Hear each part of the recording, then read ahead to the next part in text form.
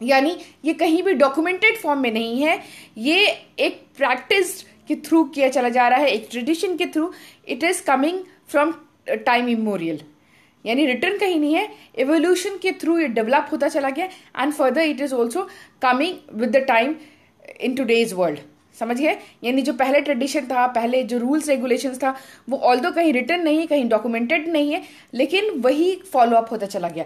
You can see it in the different countries like Britain, Israel, New Zealand and Saudi Arabia. Now the next is rigid and flexible. Rigid rigid का मतलब है कि जो change ना हो सके। Flexible, the name says very clearly that it is very easy to amend, very easy to change.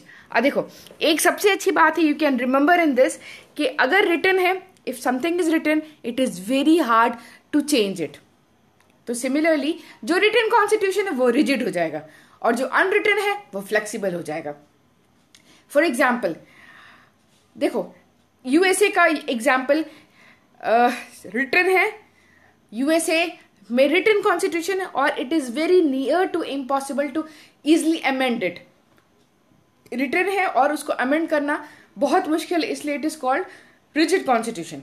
और अलग, और जैसे ऑस्ट्रेलिया, स्विट्जरलैंड में this is all rigid constitution. और ये जो कॉन्स्टिट्यूशन है, जो रिजिड कॉन्स्टिट्यूशन, उसका गार्डियन कौन है? It is supreme court. यानी the supreme court of the USA does not allow any amendment so easily as compared to the countries where there is flexible type of constitution.